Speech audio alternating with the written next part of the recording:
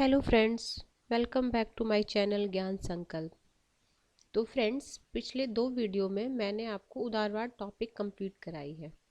आज मैं उससे रिलेटेड एमसीक्यू कराने जा रही हूँ। सो फ्रेंड्स, अगर आपको ये मेरे चैनल पे आपको पढ़ना अच्छा लगता है तो प्लीज़ मेरे चैनल को सब्सक्राइब करें और अपने फ्रेंडों में शेयर करें, ताकि मैं आपको ऐसे ही इम्पोर्टेंट टॉपिक के वीडियो अपने चैनल पे डालती रहूँगी। आज मैं स्टार्ट करती हूँ अपनी क्लास। देखो, उदारवाद उदारवाद का निश्चित दर्शन बना। देखो, उदारवाद स्टार्ट तो 17वीं शताब्दी में हो गया। लॉक को बोलते उदारवाद का जनक। बट वो निश्चित दर्शन के रूप में कब आया? तो निश्चित दर्शन के रूप में आपको 19वीं सदी में आया। ठीक है, ये उसका एक्सप्लेन करती हूँ मैं। 19वीं शताब्दी में उदारवाद को निश्चित दर्शन बनाने का श्रेय जेस मिल, एडम स्मिथ, हर्बर्ट स्पेंसर जैसे विचारकों को जाता है। उदारवादी विचार व्यक्तिगत स्वतंत्रता एवं राज्य की सत्ता को परस्पर विरोधी मानते हैं और इस कारण वे इस निष्कर्ष पर पहुंचते हैं कि सर्वोत्तम राज्य वह है जो न्यूनतम शासन करे।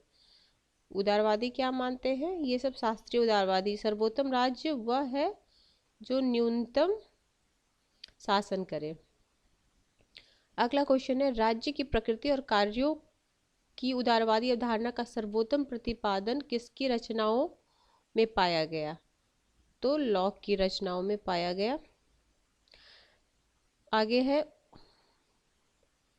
निम्नलिखित में उदारवाद का जनक, ये तो आपको पता ही होगा, जॉन लॉक। अगला क्वेश्चन है, इंग्लिश उदारवाद में समष्टिवादी विद्रोह के प्रणेता कौन है?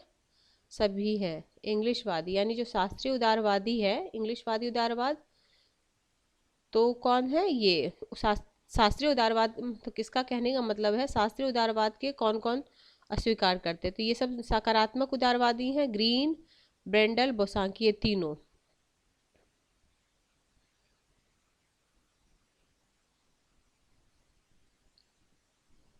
निम्नलिखित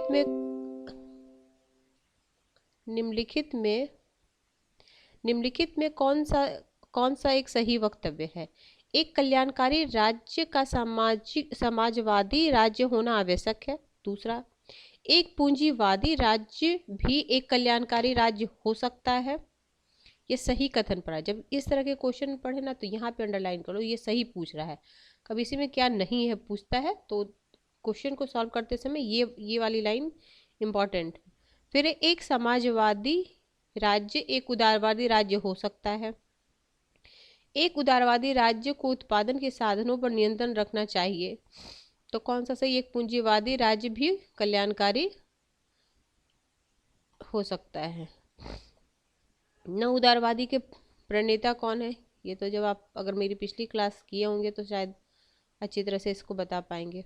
अब ये देखो, अब ये इस तरह के मिलाने वाला है, तो इसमें देखो, क्वेश्चन, हर क्वेश्चन आता नहीं, लेकिन क्वेश्चन को किस तरीके से करते हैं वो भी आना चाहिए। तो अब इसमें देखो तुम्हें क्या आता है, तो सबसे पहले हम उसी मिलाएंगे। तो मार्क्सवादी क्या बोलते हैं, राज्य को क्या बोलते हैं? ये राज्य के बारे में बोला गया है, यह राज्य।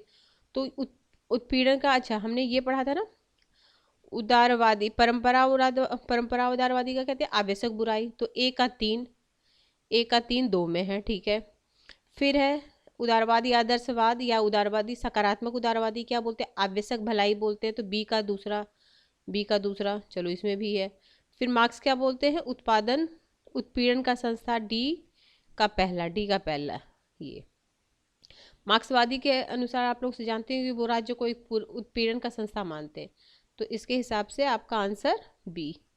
तो ये हो जाएगा आवश्यक बुराई, उदारवादी या आदर्शवादी, ये सकारात्मक उदारवादी हो गया, आवश्यक भलाई। हीगल हो गए नैतिक और विधिक, और मार्क्स हो गए उत्पीड़न का साथ। ठीक है, आगे, निम्नलिखित में कौन नव उदारवाद का प्रमुख तर्क नहीं है? ठीक है, देखो नहीं है, सबसे पहले ये नहीं है। तो बाजार में संसाधनों का सर्वोत्तम इस्तेमाल करता है, वरन के पर ये TGT 2003 में आया है। परास के मजबूत करने के लिए सक्षमकार संसाधन व्यक्तियों और समूहों को प्रदान किए जाने चाहिए। एक योजनाबद्ध अर्थव्यवस्था अकुशल और अपव्ययी होती है। निजी क्षेत्र में प्रभुत्व वाली किसी अर्थव्यवस्था का उत्पादन और प्रयोग में ज्ञान और प्रौद्योगिकी का विनियोग अव्यवहृत और अपेक्षाकृत अधिक प्रभावी है। तो आंसर ये हो जाएगा। देखो, नव उदारवाद राज्य के कार्यक्षेत्र को फिर से समेटने के लिए मुक्त बाजार और मुक्त बाजार समाज का समर्थन करते हैं।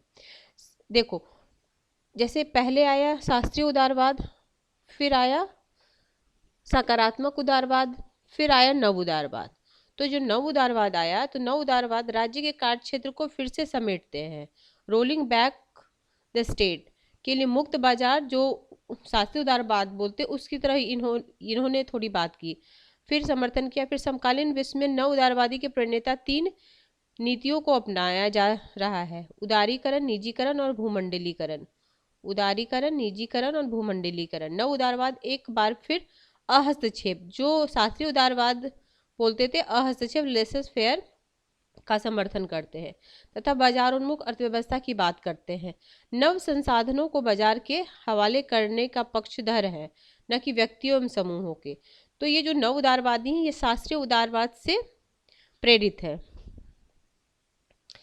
राजनीतिक क्षेत्र में उदारवाद द्वारा निवेदन किया गया है। राजनीतिक क्षेत्र में उदारवाद द्वारा क्या निवेदन किया गया है? तो विचार, अभिव्यक्ति, भाषण, लेखन और प्रकाशन की स्वतंत्रता के लिए। Option C. फिर है, निम्नलिखित में कौन नव उदारवाद से संबंधित है? सभी हैं, हैयक, मिल्टन फ्रीडमैन, रॉबर्ट नॉजिक। आप नव उदारवादी करके अगर आपने नहीं लिखा, अगर आप मेरी पिछली क्लास किए होंगे तो शायद आपने लिखा, अगर नहीं किया तो आप ये लिख लो। ये किस में पूछा गया है? ये आपको असिस्टेंट प्रोफेसर उत्तराखंड में पूछा गया ये क्वेश्चन है। अनियंत्रित बाजार आधारित पूंजीवाद का परिणाम होगा कार्यकुशलता, उत्पादन वृद्धि तथा व्यापक संबद्धता। यह विश्वास जुड़ा है, किससे जुड़ा है ये विश्वास? ये नव उदारवादी के साथ जुड़ा। देख फिर से बोलो, अनियंत्रित बाजार आधारित पूंजीवाद का परिणाम होगा कार्यकुशलता, उत्पादन वृद्धि तथा व्यापक संपन्नता पर विश्वास। फिर आर्थिक क्षेत्र में व्यक्तिवाद का महान समर्थक किसने किया? आर्थिक क्षेत्र में एडम स्मिथ किए थे ना, हमने पिछले क्लास में पढ़ चुके हैं हम ये। अब इसका एक्सप्लेनेशन है, उनके बारे में है, एडम स्मिथ। देखो ये आप पढ़ लेना, नहीं तो बहुत लंबी वीडियो हो जाती है। किसने कहा कि राज्य को आर्थिक मामले में हस्तक्षेप नहीं करना चाहिए? किसने बोला? Adam Smith. फिर है, निम्नलिखित में कौन सा विकास के परंपरागत दृष्टिकोण से संबंधित नहीं है? देखो नहीं है, किससे? विकास के परंपरागत दृष्टिकोण से। तो ये सब परंपरागत है, स्मिथ, माल्थस, रिकार्डो, ये फेडरिक लिस्ट नहीं है। संपत्ति के अधिकार की मांग किसने की? संपत्ति को उदारवादी बोलते हैं ना, क्योंकि लॉक सबसे पहला उदारवादी है, वो संपत्ति की बात करते हैं। अब ये तो आपको पता ही हो गया, उदारवाद का जनक लॉक। निम्नलिखित में कौन सा एक उदारवादी राजनीतिक दर्शन के जनक है? सेम ही क्वेश्चन, देखो एक ही क्वेश्चन, ये यूपीजीआईसी 2020 में पूछा गया है। ये यूपीजीआईसी सहायक अध्यापक यानी LT ग्रेड में पूछा गया है ये। तो देखो क्वेश्चन रिपीट तो होते हैं। ग्रीन के संपत्ति के संदर्भ में विचार छाप रखते हैं। तो ग्रीन के संपत्ति, क्या ग्रीन सकारात्मक उदारवादी है उदारवाद का? अब ये देखो कथन कारण वाला क्वेश्चन पढ़ो। देखो मैं पिछले जब भी मैंने MCQ करा है तो मैंने इसको किस तरीके से करते हैं मैंने आपको समझाया है। एक बार मैं फिर आपको समझाती हूँ कि देखो ये पढ़ लो, फिर उसमें क्योंकि लगा के उसका कारण पढ़ो। लेकिन हाँ, इसमें तुम्हें जिस टॉपिक का ये क्वेश्चन है उसकी समझ होनी चाहिए। ये क्वेश्चन पूछने का मतलब ही है कि आपको उस टॉपिक की अंडरस्टैंडिंग ठीक ठाक है। देखो सकारात्मक उदारवाद राज्य को करने के लिए कुछ कार्य सौंपते हैं, ठीक है। वह संपूर्ण समाज में सामाजिक कल्याण की अभिवृद्धि का दायित्व राज्य को सौंपते हैं, सही है। है ना। कथन के अगर आपने मेरी पिछली क्लास देखी है, मैंने सकारात्मक उदारवाद समझाया है, तो आपको बिल्कुल सही एकदम ये क्वेश्चन सॉल्व करने में आपको थोड़ी भी परेशानी नहीं लग रही होगी। चलो आगे। तो मैं फ्रेंड्स आपको एक बार फिर कहना चाहूँगी, आप ये एमसीक्यू वीडियो अगर आप देख रहे हो तो देख लो, उसके बाद आप मेरी क्लास की वीडियो देखना, फिर एमसीक्यू देखना। तो देखो ज़्यादा से ज़्यादा क्वेश्चन आप आराम से खुद से सॉल्व कर पाओगे। और जो कुछ नया क्वेश्चन है उसको आप एक नोटबुक में लिख लो, फिर उसका मल्टीपल टाइम रिवीजन करना, फिर क्वेश्चन लगाना, फिर देखते हो तुमसे कितना क्वेश्चन सही होता है। जब मैं क्वेश्चन बोलती हूँ फिर आप उसको रोक के फिर खुद से आंसर दो, फिर वीडियो को चलाओ, तब देखो कि तुमने सही आंसर दिया है। सॉरी। सामाजिक अभियांत्रिकी का सिद्धांत प्रस्तुत करने वाले उदारवादी कौन है? Karl Popper. ये लिख लो, लिख लेना। सामाजिक अभियांत्रिक सिद्धांत किसने किया उदारवाद में? तो कार्ल पॉपर। कार्ल पॉपर किसका किसका वो करते हैं, हमने पिछली वीडियो में पढ़ाया है। देखो किस इस ये इन तीनों को कार्ल पॉपर ने प्लेटो, हीगल और मार्क्स की आलोचना की है। किसमें?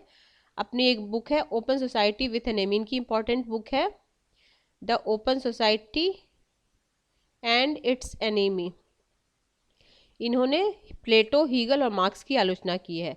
पॉपर ने पद्धति वैज्ञानिक व्यक्तिवाद, मेथोडोलॉजिकल इंडिविजुअलिज्म तथा उत्तरोत्तर परिवर्तन का सिद्धांत भी प्रतिपादन किया। तो अब कार्ल पॉपर लिख के इनकी बुक का नाम लिख लो, और ये लिख लो सामाजिक उनका सिद्धांत दिया, फिर इनका book the open society with enemy. इन्होंने 3 का आलोचना की, किसका? इस बुक में प्लेटो, हीगल और मार्क्स।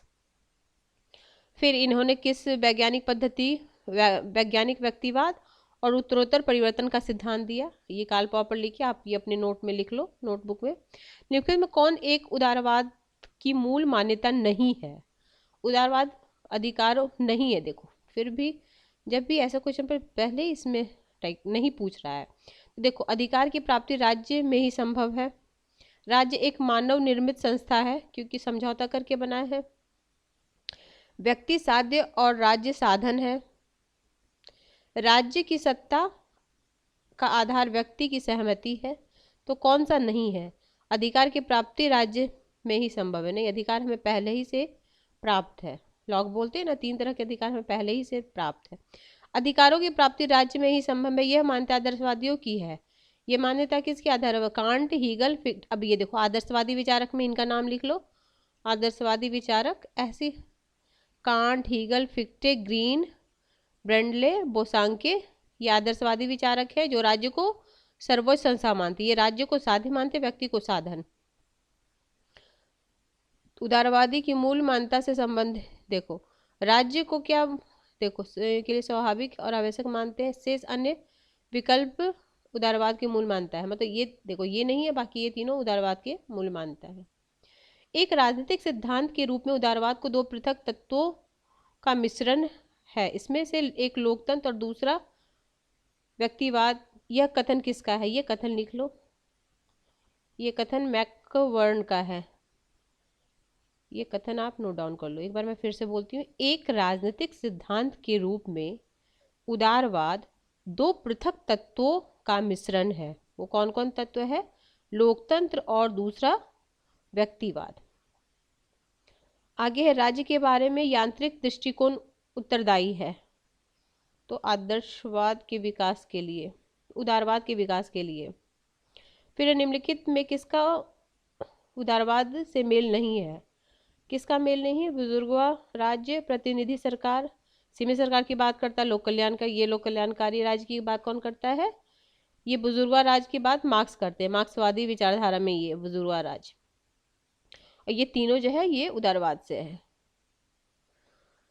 कौन सा सिद्धांत राज्य के रात्रि प्रहरी की मूल भूमिका का समर्थन करते हैं? ये बोलते हैं लॉक। ये आपको उदारवादी सिद्धांत है। उदारवादी में भी ये शास्त्रीय उदारवादी। उदारवाद का मौलिक सिद्धांत क्या है? उदारवाद मतलब स्वतंत्रता और समाजवाद मतलब समानता। ये बेसिक चीज आपको पता होनी चाहिए। मानव विवेक में आस्था निम्न में से किस विचारधारा में है? मानव विवेक में आस्था किस में? उदारवादी। उदारवादी बोलते हैं ना मानव विवेकशील प्राणी, इसको फ्री छोड़ दो, वो अपना काम कर लेगा, बस आप पुलिस राज्य और बस सीमित शासन करो,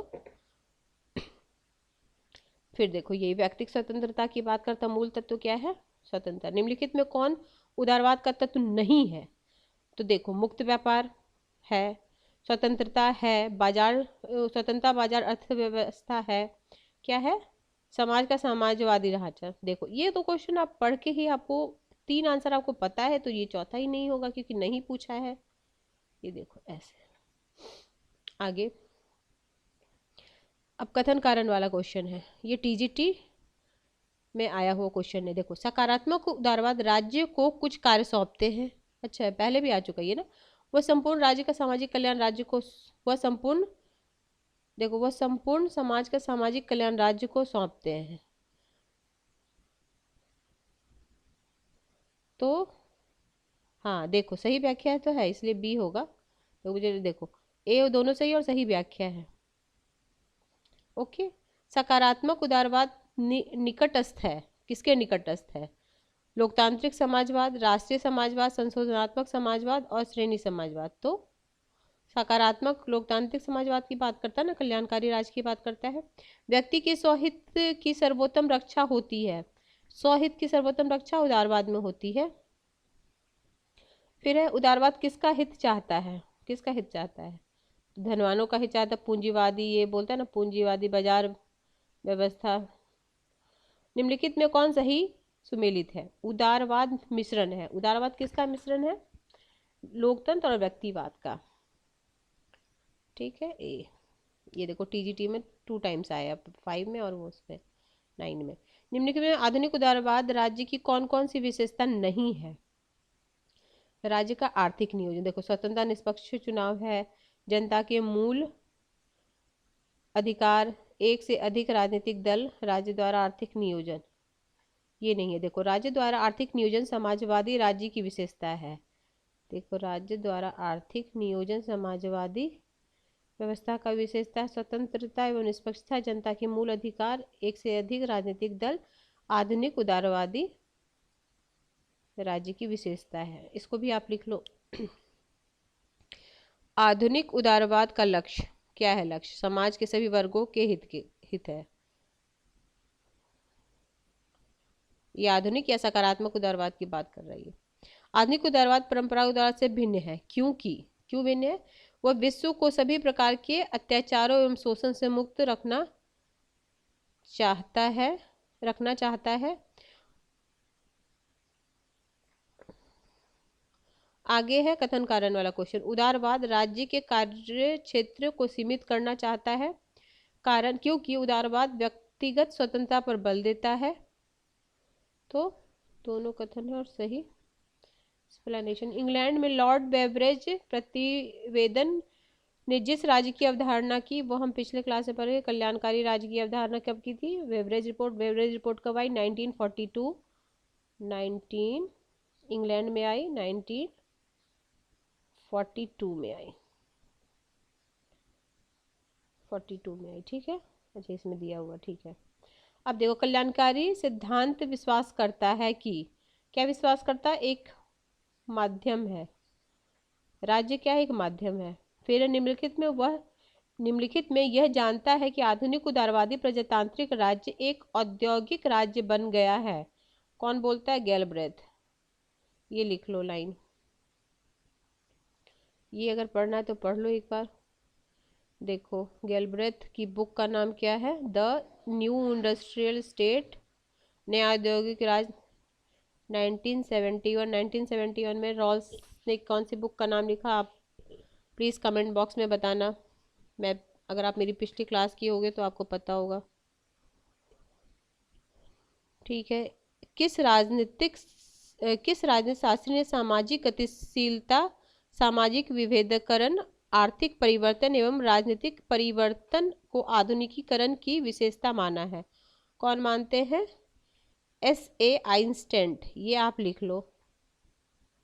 देखो S.A. आइंस्टाइन ने आधुनिकीकरण की विशेषता मानी है। कौन कौन सी विशेषता है? अब इसमें तो पूछ लिए।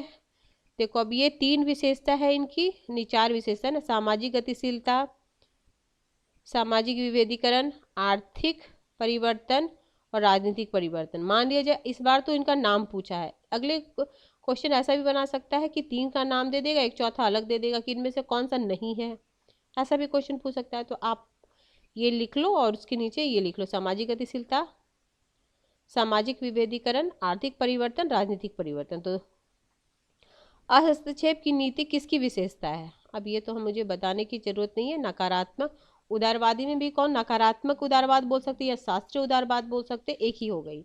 और आधुनिक उदारवाद या सकारात्मक उदारवाद, और एक है नव उदारवाद। नव उदारवाद किसकी ओर प्रेरित है? शास्त्रीय उदारवाद की ओर।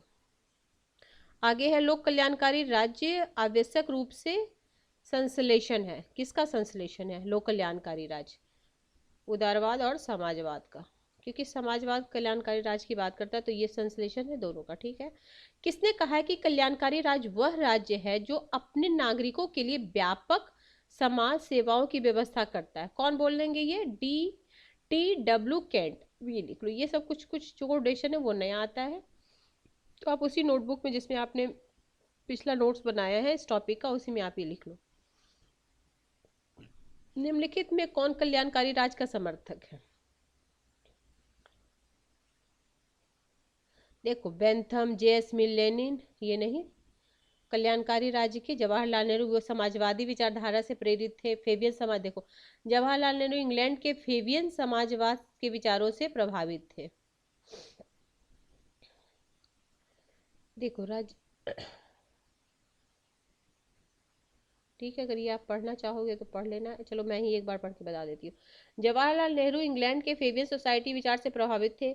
उनका विश्वास लोकतांत्रिक समाजवाद में था तथा वे कल्याणकारी राज्य में भी विश्वास करते थे। उन्होंने अपने एक भाषण में लोक कल्याणकारी राज्य को परिभाषित करते हुए कहा है, अब ये लाइन हो सकता है कभी ये लाइन पूछ दे, ये किसने कहा? सबके लिए समान अवसर प्रदान करना, अमीरों और गरीबों के बीच अंतर मिटाना और जीवन स्तर को ऊपर उठाना लोकहित कारी राज्य की आधारभूत तत्व है। ये लाइन लिख के जवाहरलाल नेहरू के नीचे वो आगे लिख लेना।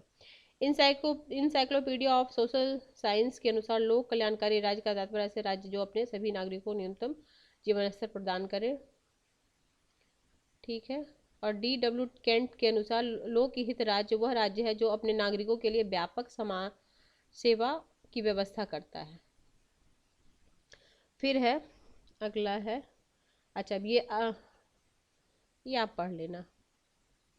देखो, किसने कहा कल्याणकारी राज्य एक और साम्यवाद और दूसरी ओर अनियंत्रित व्यक्तिवाद के मध्य एक समझौता है? कौन बोलते हैं? हैबमॉस, ये भी लिखो। कल्याणकारी राज्य वस्तु, ये UPGIC 2020 में आया। हैबमैन। कल्याणकारी राज्य वस्तुतः मिश्रण है। किसका मिश्रण? अब ये तो हम पढ़ चुके हैं, ऊपर था ना। कल्याणकारी राज्य वस्तुतः मिश्रण है। देखो सेम क्वेश्चन, देखो रिपीट होता है क्वेश्चन। कल्याणकारी राज्य अनिवार्यता एक संश्लेषण है से सुधारवाद समाजवाद। देखो एक क्वेश्चन को बार बार आने से क्या होता है, आपको लग रहा है एक ही क्वेश्चन, लेकिन एक क्वेश्चन बार बार आने से आपको वो क्वेश्चन कम से कम याद हो जाएगा। फिर लोक कल्याणकारी राज्य वह है जो अपने नागरिकों के लिए सामाजिक सेवा प्रदान करता है। ठीक है, ये कौन बोलते हैं? देखो इस चारों में से कोई नहीं है, ये बोलते ऊपर हमने पढ़ा है, ये शायद पढ़ दिया था इनके बारे में। हाँ, ये कौन है? केंट। देखो, कल्याणकारी राज्य वर्तमान समय में प्रचलित शब्द है। कल्याणकारी राज्य की परिभाषा देते हुए केंट ने कहा है, कल्याणकारी राज्य वह है जो अपने नागरिकों के लिए दूरगामी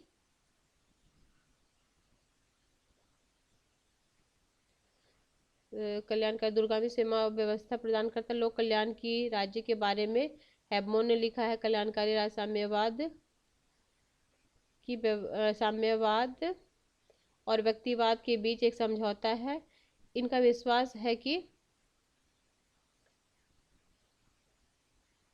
अपूर्णता और बावजूद कल्याणकारी राज्य हर मानवीय और प्रगतिशील समाज के लिए नमूने पेश करता है। ज्ञात है कि लास्की ने कल्याणकारी राज्य के समर्थन किया। यदि विकल्प कांट के स्थान पर केंट का उल्लेख होता तो विकल्प डी होता, तो यहाँ पे केंट होता तो सही होता, तो फिर केंट लिख लो यहाँ पे, और ये लाइन लिख के केंट लिख लो आगे। ठीक है। फ्रांसीसी फुकुयामा के अनुसार क्या है? तो फ्रांसीसी फुकुयामा पश्चिमी उदारवाद की निर्णायक विजय हो गई है। और फ्रांसीसी फुकुयामा की बुक है the end of history the last man. ये मैंने पिछली क्लास में आपको लिखा है, फिर अगर नहीं लिखे हो तो ये लिख लो। ठीक है फ्रेंड्स, तो आज हमारा उदारवाद टॉपिक का एमसीक्यू से रिलेटेड एमसीक्यू कंप्लीट होता है। अगर आपकी मेरी वीडियो और मुझे अगर आपको मेरी वीडियो अच्छी लगती है तो प्लीज़ मेरे चैनल को सब्सक्राइब करें और अपने फ्रेंडों में ज़्यादा से ज़्यादा शेयर करें। तो मैं आपको इसी तरह के इम्पॉर्टेंट टॉपिक पहले पढ़ाऊँगी, फिर उससे रिलेटेड एमसीक्यू कराऊँगी। अगर आपकी कोई डाउट है तो प्लीज़ आप कमेंट बॉक्स में लिखें, मैं उसका सॉल्यूशन भी बताऊँगी। ठीक है, okay, till then bye bye.